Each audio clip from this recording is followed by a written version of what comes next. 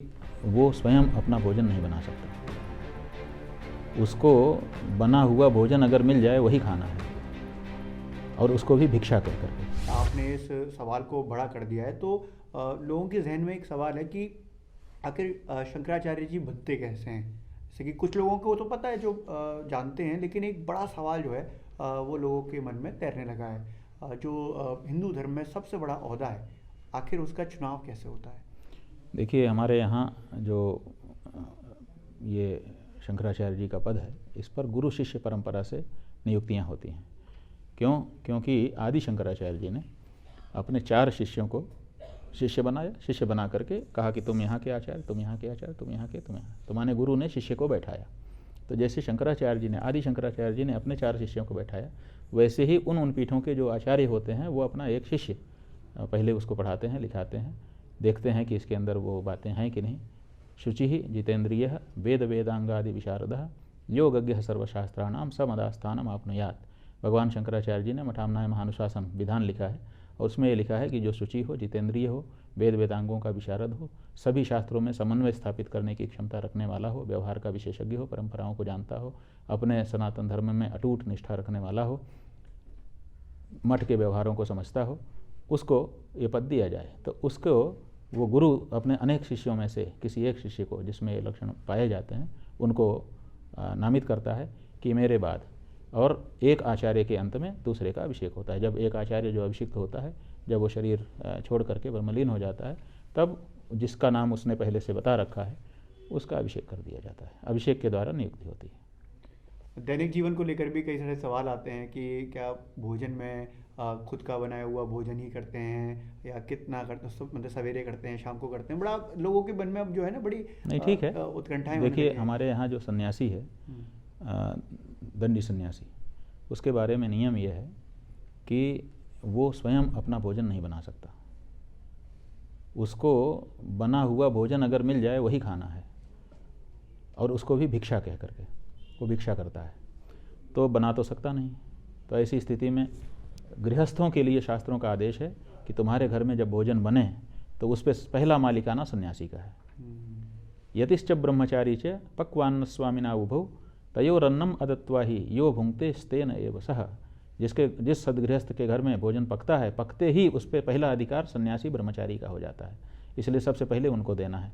अगर उनको दिए बिना कोई खाता है तो उसको चोरी का अन्न खाने का पाप लगता है, माने वो दूसरे के मालिकाना खा रहा है। तो इसलिए हमारे सदगृहस्थों के घर में जब भोजन बनता है तो देखते हैं कि कोई सन्यासी ब्रह्मचारी तो नहीं है। अगर होता है तो उसको पहले दे के तब खाते हैं। तो हमारे यहाँ जो ब्रह्मचारी लोग होते हैं वो लोग भिक्षा तैयार करते हैं, तो वो हम लोग प्रार्थना करते हैं कि भिक्षा स्वीकार करिए।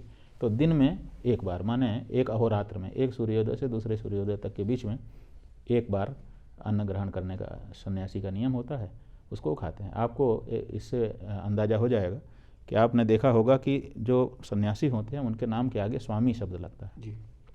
स्वामी अमुक जी महाराज, स्वामी अमुक जी। तो एक तो स्वामी और दूसरा अंत में महाराज, ये 2 शब्द लगते हैं। ये 2 क्यों लगते हैं हम बता देते हैं। ये 2 इसलिए लगते हैं कि स्वामी इसलिए लगता है क्योंकि वो सदगृहस्थ के घर में पक चुके भोजन के मालिक होते हैं। इसी बात के लिए स्वामी शब्द लगा है कि ये स्वामी हैं, इनको दो पहले तब खुद खाओ। दूसरे महाराज इसलिए लगता है कि राजाओं के ऊपर उनका शासन है, वो राजाओं से भी ऊपर है। क्यों? क्योंकि वो निष्पक्ष हैं, निष्प्रिय हैं। उनको, और ना उनको लोभ है और ना उनको भय है। शास्त्र की बात निर्भय होकर के वो कहेंगे, ऐसी उनसे अपेक्षा की जाती है।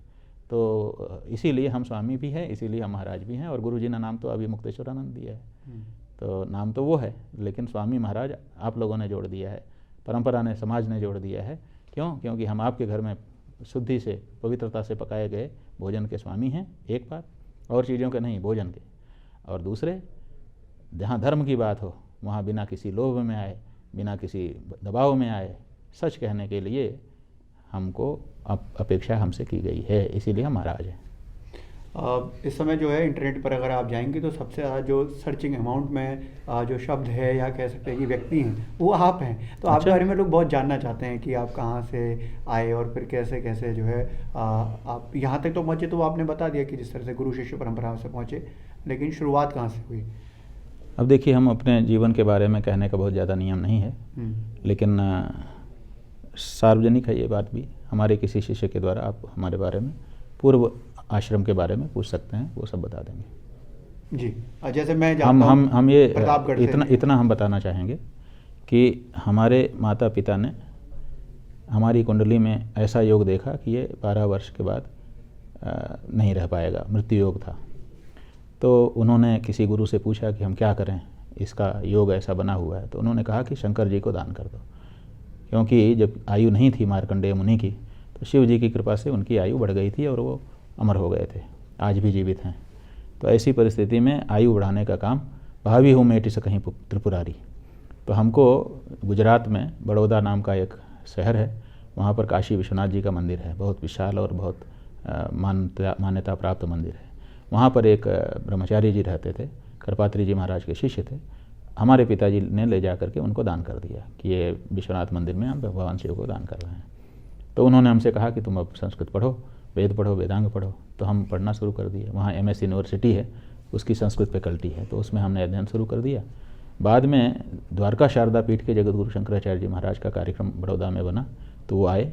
आने के बाद उनका दर्शन करने के लिए हम लोग भी गए। वो ब्रह्मचारी गए तो हम उनके साथ गए, छोटे से बच्चे थे। फिर उनकी दृष्टि पड़ी तो उन्होंने हमसे कहा कि तुम यहाँ मत पढ़ो, तुम काशी में पढ़ो। तो हमको वो काशी ले आए शंकराचार्य जी, उन्होंने ही हमारे रहने की, भोजन की व्यवस्था की। फिर हम काशी में हमने अध्ययन किया। उसके बाद फिर उन्होंने किसी समय कहा कि तुमको हम दीक्षा देंगे, तुम विरक्त हो जाओ। तो घर के लोग नहीं मान रहे थे, लेकिन हमने गुरु जी को समर्पण किया हुआ था और घर वाले भी जानते ही थे कि हमने तो शिवार्पण कर ही दिया है। तो थोड़ा सा उन्होंने प्रतिरोध किया, उसके बाद उन्होंने अनुमति दे दी। फिर उन्होंने हमको ब्रह्मचारी बनाया।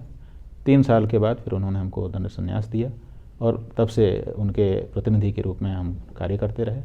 और फिर जब उनका शरीर पूरा हुआ, उसके पहले ही उन्होंने हम लोगों को कह भी दिया था, और जो श्रृंगेरी पीठ के शंकराचार्य जी हैं उनसे भी कह दिया था, और इच्छा पत्र भी उन्होंने लिखा कि हम अपने बाद के लिए इनको नामित करते हैं। तो उनके चले जाने के बाद फिर हम लोगों का अभिषेक हो गया।